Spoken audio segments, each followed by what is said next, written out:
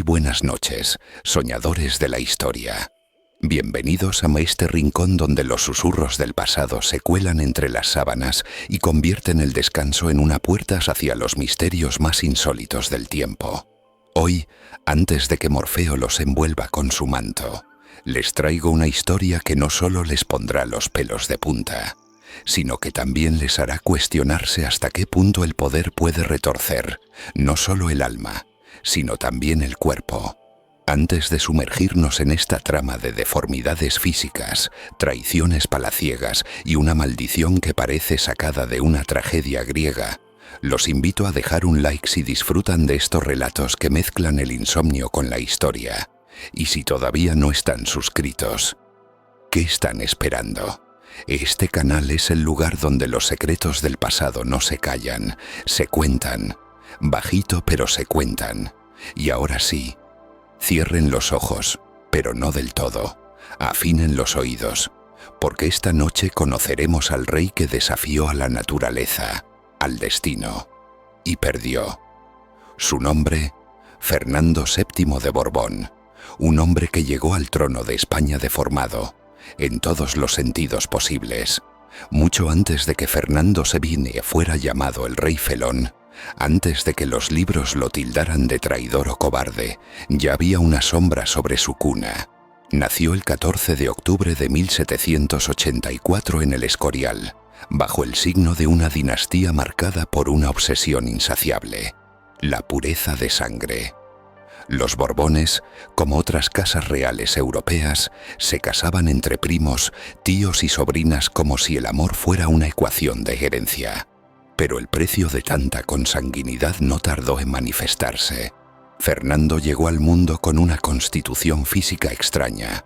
Era bajito, su rostro estaba descompensado, con una mandíbula prominente que parecía empujarle la boca hacia adelante como si quisiera huir del resto del cuerpo. Tenía un andar torpe, los pies torcidos, los ojos siempre medio apagados, como si estuviera atrapado entre dos realidades: la suya y la de las expectativas que tenía todo un imperio. Desde niño, su presencia incomodaba. No era la clase de príncipe encantador que uno imaginaba en cuentos de hadas. Parecía un personaje sacado de una historia de terror gótica, una especie de Quasimodo con corona. Y sin embargo todos fingían normalidad, porque lo importante no era lo que se veía, sino lo que representaba: la sangre real, la continuidad del linaje. Cuenta una leyenda de palacio que una noche, una de las nodrizas del joven Fernando lo miró con tristeza y dijo en voz baja: «Este niño no tiene maldad en la mirada, pero la maldición ya está en su carne». Nadie le dio importancia entonces, pero con los años esa frase resonaría como una profecía. Y es que Fernando no solo era un cuerpo maltrecho, era también un alma quebrada desde el inicio.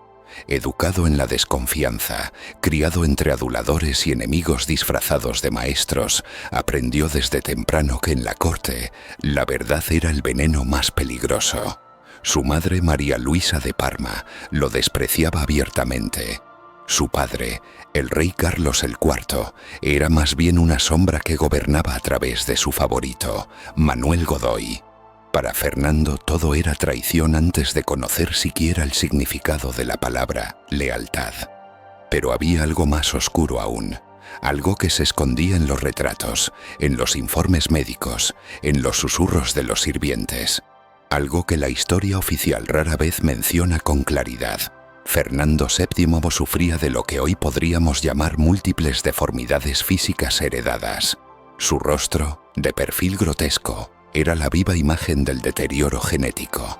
Su mandíbula superior sobresalía tanto que apenas podía cerrar bien la boca. Su espina dorsal estaba ligeramente encorvada, lo que le daba un aspecto jorobado. Y algunos informes sugieren que tenía problemas de movilidad y coordinación que trataban de disimular en actos públicos. Pero lo peor no era lo visible. Lo más perturbador era su obsesiva necesidad de control, como si supiera desde niño que la única forma de sobrevivir a un cuerpo condenado era controlar todo lo demás: la comida, las habitaciones, las conversaciones, incluso los silencios de quienes lo rodeaban. Cada gesto suyo parecía decir: pueden burlarse de mi cuerpo, pero temerán mi voluntad. Y en esa voluntad se escondía algo más que miedo. Se escondía la semilla de un futuro reinado que pondría a toda España de rodillas. La adolescencia de Fernando VII no fue menos siniestra que su infancia.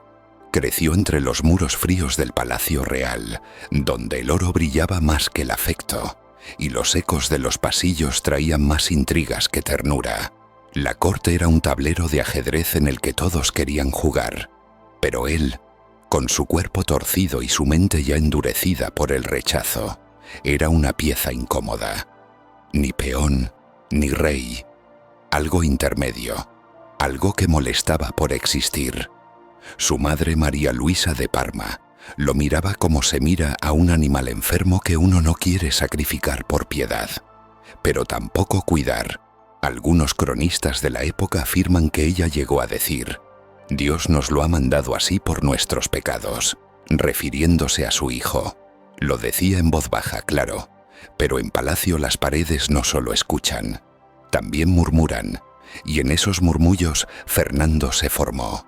Mientras los demás príncipes aprendían esgrima y latín, él aprendía a odiar en silencio.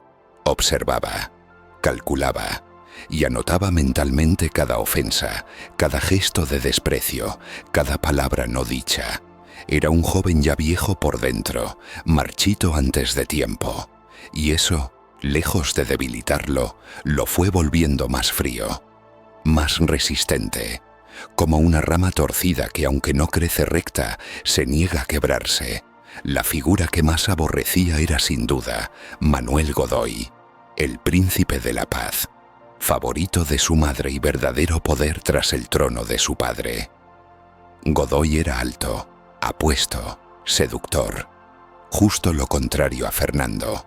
Era el tipo de hombre al que todos querían parecerse y que Fernando sabía que nunca podría imitar. Pero lo que más dolía no era la comparación, era la sumisión. Ver a su padre obedecer a Godoy como un criado, ver y vi a su madre amarlo con un descaro casi animal. Aquello no era una corte, era un teatro trágico, y Fernando estaba cansado de ser solo el espectador. Así empezó a conspirar, y no lo hizo con la espada, sino con la tinta. Cartas secretas, promesas de apoyo, gestos de complicidad con ciertos nobles, susurros en los rincones más oscuros del palacio. A los 15 años ya tenía aliados. A los 17 ya soñaba con destronar a su propio padre. No por ambición al poder, sino por algo mucho más retorcido, por venganza. Y es que para entender a Fernando VII, no basta con mirar su fealdad física o su terquedad política. Hay que entrar en su alma como se entra en un castillo en ruinas. Todo está en desorden, sí, pero nada está ahí por casualidad. Cada piedra caída, cada grieta, cada pasadizo sin salida, forma parte de una estructura emocional edificada sobre el rechazo y la humillación. Y eso, en una monarquía absoluta, no es poca cosa. Los primeros años del siglo XIX trajeron una tormenta que cambiaría Europa para siempre: la invasión napoleónica. Y aquí Fernando vio su gran oportunidad. El pueblo español, harto del dominio de Godoy y de la ineptitud de Carlos IV, lo comenzó a ver como un salvador. El príncipe deseado, lo llamaban. ¡Qué ironía! Porque nunca antes un apodo fue tan injusto con la verdad. Fernando no era el príncipe deseado, era el príncipe necesario para un pueblo desesperado. Y la desesperación, como sabemos, no suele elegir con sabiduría. Cuando Napoleón Bonaparte entró en escena, todo se tornó aún más retorcido. Carlos IV, Godoy y el propio Fernando se enredaron en una de las traiciones familiares más bochornosas de la historia. Fue como una telenovela política de alto voltaje. Acusaciones cruzadas, abdicaciones forzadas, pactos con el enemigo, y todo bajo la mirada calculadora del emperador francés, que los manipuló como marionetas rotas. Aquí Fernando demostró que no solo era un cuerpo deforme, también era un alma capaz de arrastrar a un país entero con tal de saldar sus cuentas personales. No tuvo reparos en negociar con Napoleón para traicionar a su padre. No dudó en ponerse de rodillas ante el enemigo si eso significaba quitarle el cetro a quien tanto le había hecho sufrir. Y mientras lo hacía, mientras se arrastraba y pactaba, mantenía ese gesto imperturbable, esa mueca triste y siniestra que lo acompañaría hasta su tumba. Pero si pensaba que iba a salir triunfador, se equivocó. Napoleón no tenía intención de dejar el trono de España en manos de nadie más que de su propio hermano, José Bonaparte. Y así, Fernando VII, el príncipe deseado, terminó encerrado en Francia, humillado, traicionado y aún más deformado por dentro que por fuera. Lo curioso es que no perdió la fe. No, en absoluto. Porque Fernando tenía algo que ni los más valientes tenían. Una terquedad casi mística. Esa clase de obstinación que no se rinde ni siquiera cuando todo está perdido. Como el burro que, aunque no sepa a dónde va, sigue caminando solo para no quedarse quieto. Y en esa terquedad, España entera pagaría un precio terrible. Y aquí es donde la maldición toma una nueva forma. Porque una cosa es ser víctima de un linaje enfermo, y otra muy distinta es transformar esa enfermedad en norma. Cuando Fernando VII recuperó el trono, no volvió como el salvador que todos esperaban, sino como un hombre que había aprendido que el poder no era una herramienta, era un escudo, uno que usaría sin piedad. Y así, entre las ruinas de un imperio, comenzó su reinado, uno de los más oscuros, contradictorios y crueles de la historia de España. Uno donde las deformidades no eran solo físicas, sino políticas, éticas, humanas. Cuando Fernando VII regresó a España en 1814, tras años de cautiverio en Francia, fue recibido por multitudes que lo vitoreaban como si de un mesías se tratase. «¡Viva el rey legítimo!», gritaban. «¡Muera el francés!».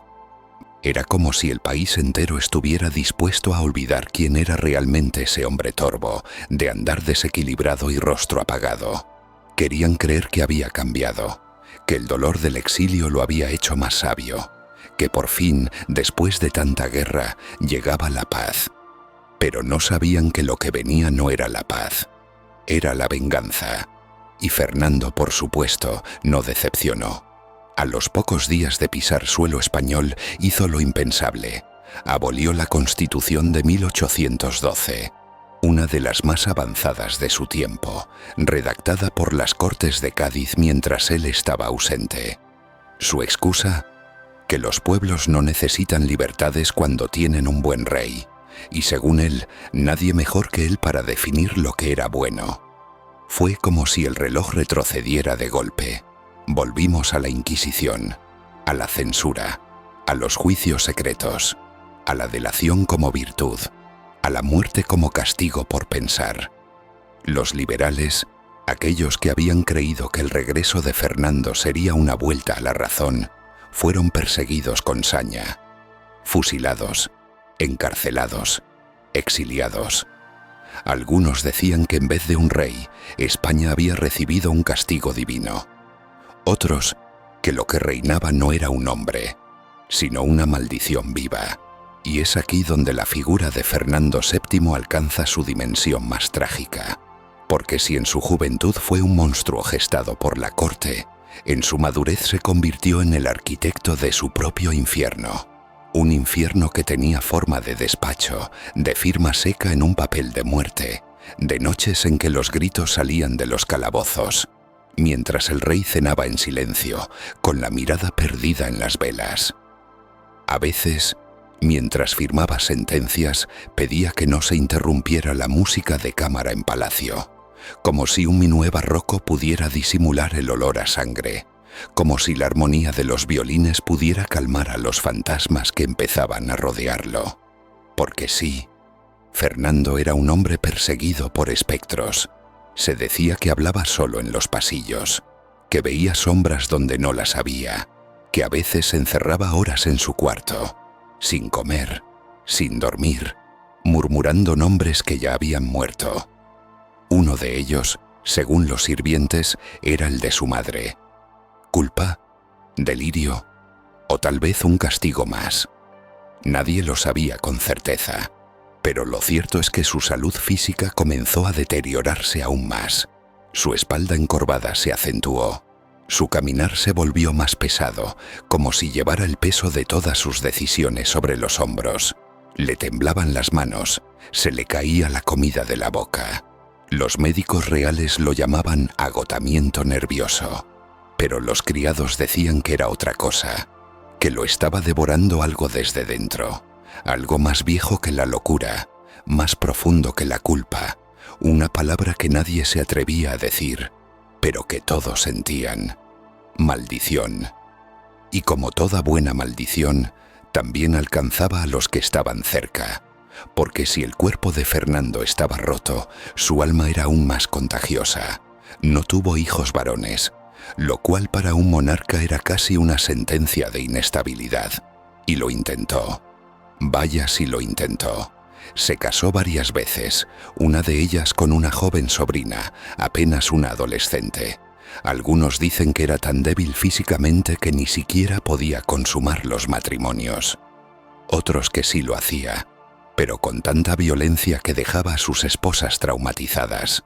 Lo cierto es que la sucesión fue una tragedia. Cuando finalmente nació una hija, Isabel, los sectores absolutistas se negaban a reconocerla, porque para ellos una mujer no podía heredar el trono. Y Fernando, ya enfermo y paranoico, firmó la famosa pragmática sanción, abriendo la guerra contra su propio hermano, Carlos María Isidro, y sembrando el país de odio durante décadas. Así nacieron las guerras carlistas, conflictos civiles sangrientos donde no se luchaba solo por ideas, sino por fantasmas, por la sombra de un rey muerto que lo había dejado todo atado y envenenado. El pueblo, mientras tanto, comenzaba a darse cuenta del precio de haber deseado tanto a Fernando. El príncipe deseado se había convertido en el rey maldito, y como en aquellas viejas fábulas en las que el mendigo pide a los dioses algo imposible, y los dioses se lo conceden para castigar su ambición, España había pedido estabilidad, y recibió una peste moral.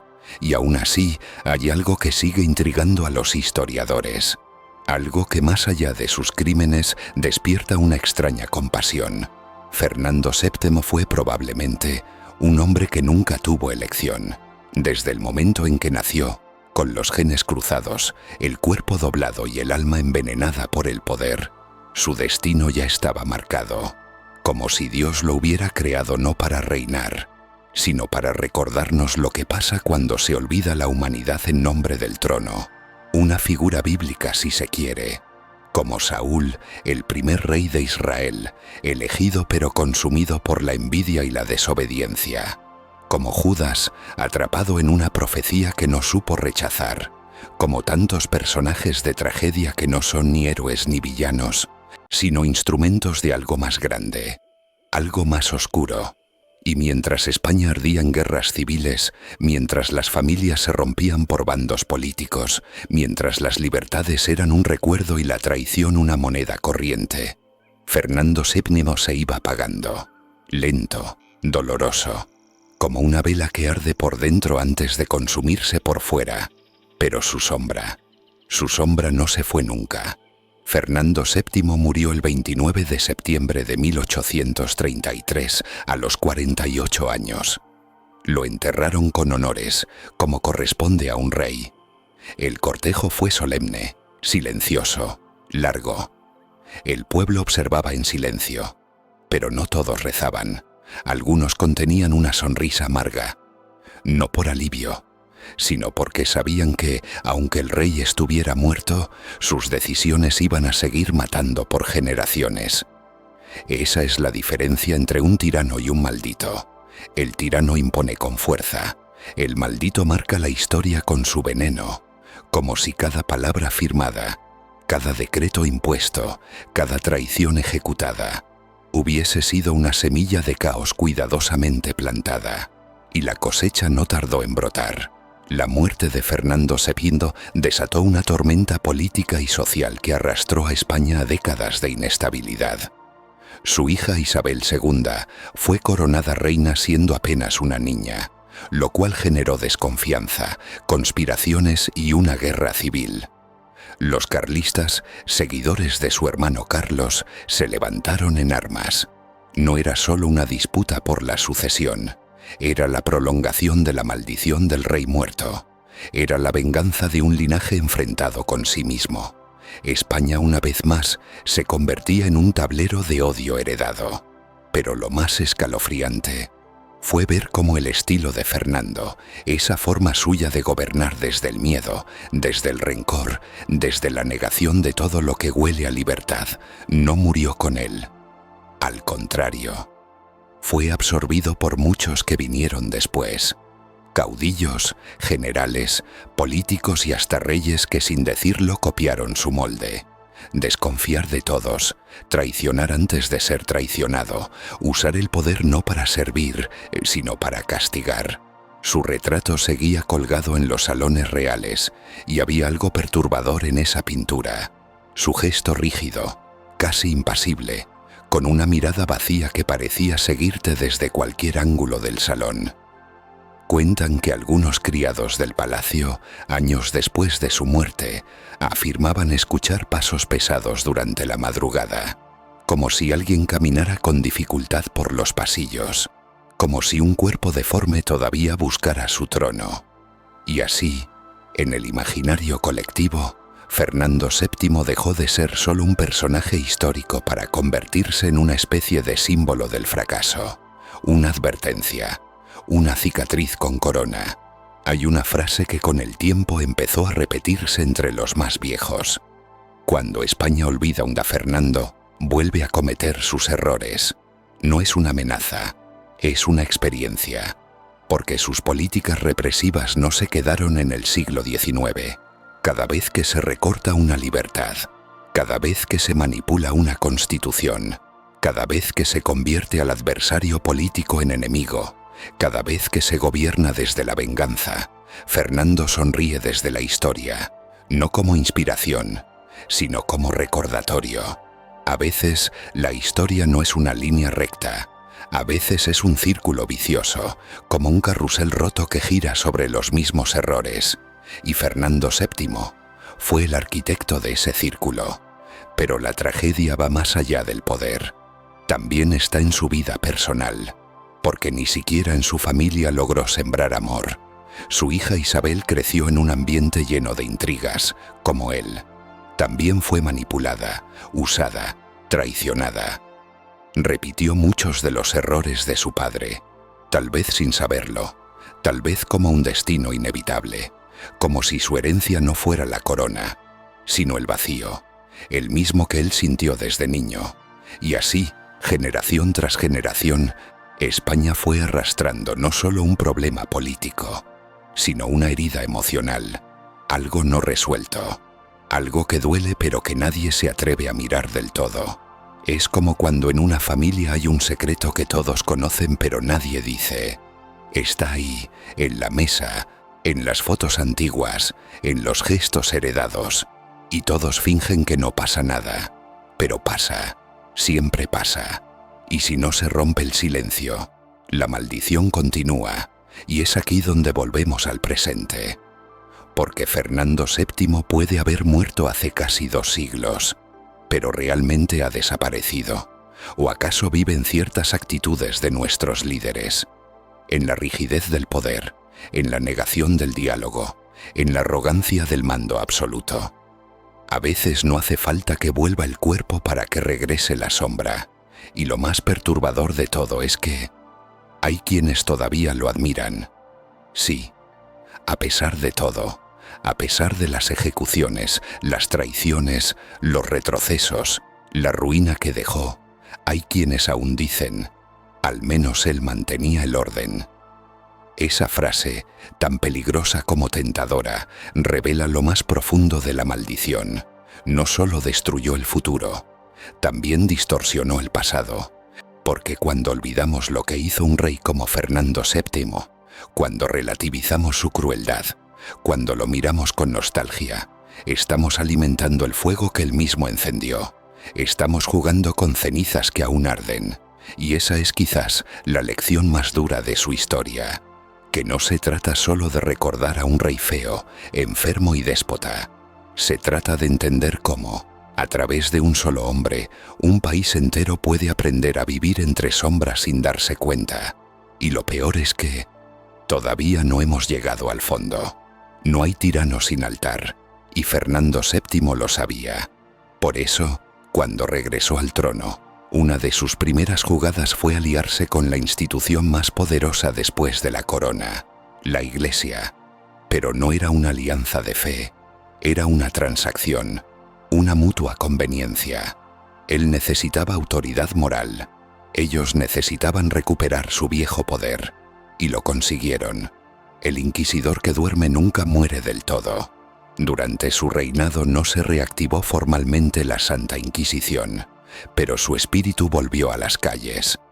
Fernando autorizó redadas, censuras, persecuciones de todo aquel que hablara de progreso, razón o libertad. Libros quemados, ideas prohibidas, personas desaparecidas. Todo en nombre de Dios, todo con su firma. Pero lo más escalofriante es que Fernando no solo usaba la religión como herramienta, la temía. Era supersticioso, profundamente supersticioso. Dormía con crucifijos por toda la habitación. Mandaba traer reliquias desde conventos remotos. Consultaba a confesores que más parecían oráculos que sacerdotes.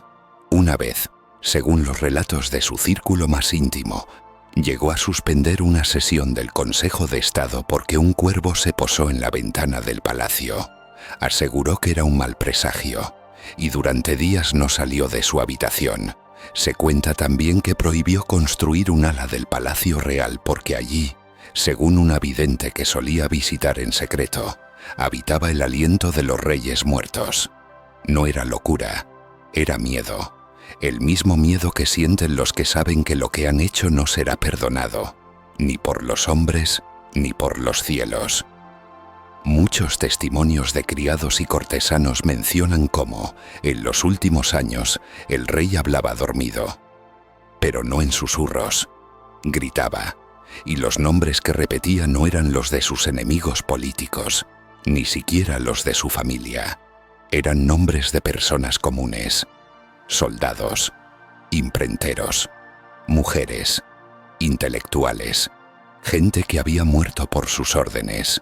Y eso sí que asustaba a los que lo rodeaban, porque parecía que el peso del poder no le caía encima de día, sino en sus sueños, como si solo al cerrar los ojos se le revelara la verdad. Una noche, según relató un confesor que nunca volvió a aparecer, Fernando mandó traer un espejo antiguo que había sido retirado del palacio por mostrar cosas que no estaban ahí. Lo colocó frente a su cama, y durante horas lo miró sin pestañear. Cuando al fin habló, dijo una frase que heló la sangre de los presentes. Ahí está, detrás de mí, siempre detrás, nunca se va. Nadie supo a quién se refería. Algunos pensaron en Napoleón, otros en su padre, otros en sí mismo, porque Fernando VII se sabía una creación rota.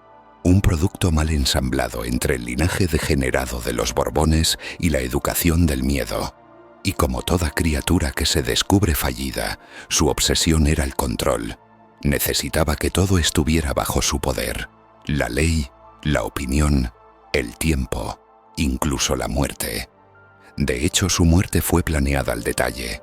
Ordenó que su cuerpo fuera embalsamado de inmediato, sellado en plomo y custodiado por una guardia especial. No por protocolo, sino por temor. Temía que lo sacaran de su tumba, que profanaran su cadáver, que su cuerpo tan deformado y odiado se convirtiera en trofeo. Quería desaparecer incluso físicamente, que nadie pudiera tocarlo más, que su carne no quedara expuesta al juicio de los siglos. Pero el destino tiene formas crueles de castigar a los que quieren ocultarse. Décadas después de su entierro, durante una restauración en el Panteón del Escorial, se abrió brevemente su féretro. Los cronistas de la época anotaron que, al abrirse el ataúd, el hedor fue insoportable. Su cuerpo, aunque embalsamado, presentaba una expresión que causó escalofríos entre los presentes. Tenía la boca entreabierta, no como si estuviera durmiendo, sino como si hubiera querido gritar, como si en su último suspiro hubiese intentado soltar algo, una confesión, un secreto o una maldición final. Y eso nos lleva a un detalle que pocos conocen: el manuscrito encontrado entre sus objetos personales. Un diario incompleto, con páginas arrancadas, donde escribía frases sueltas, desordenadas, casi sin sentido. La mayoría eran repeticiones de nombres tachados, pero una frase se repetía varias veces, sin tachar clara, como un eco que no quiso silenciar. No era yo, nunca fui yo, fue lo que me pusieron dentro. ¿Qué quiso decir con eso? ¿Una excusa? ¿Una posesión simbólica? ¿O el reconocimiento de que desde niño algo oscuro había sido sembrado en su mente, en su espíritu, en su carne? No lo sabremos. Pero lo cierto es que ningún otro monarca español ha dejado tras de sí una sensación tan profunda de vacío, de angustia, de herencia tóxica. Fernando VII no fue simplemente un rey, fue un espejo deforme que devolvía una imagen monstruosa de lo que podía ser España cuando el poder se divorcia de la compasión. Y ese espejo aún no se ha roto del todo, y así llegamos al final de esta historia, pero no al fin de su eco, porque Fernando VII, aunque murió hace casi 2 siglos, no descansa del todo. Su sombra se desliza entre los pliegues de la historia de España como una grieta que nunca se termina de cerrar. No está en los libros de texto, al menos no como debería, pero sí en las heridas no sanadas, en las decisiones que se repiten, en la forma en que el poder a veces sigue oliendo a encierro. Y es que su cuerpo pudo haber estado deforme, pero lo realmente monstruoso fue el legado que dejó. Un legado que no se mide solo en guerras civiles, censura o traiciones, se mide en el miedo, en la idea de que alguien así pueda volver. Porque la historia, cuando se olvida o se suaviza, no desaparece, se disfraza y espera. Y la figura de Fernando VII, trágica, brutal, grotesca y humana a la vez, es el recordatorio de lo que ocurre cuando dejamos que el poder se convierta en venganza. No fue solo el rey más deformado de la historia, fue también el más temido y el más solo.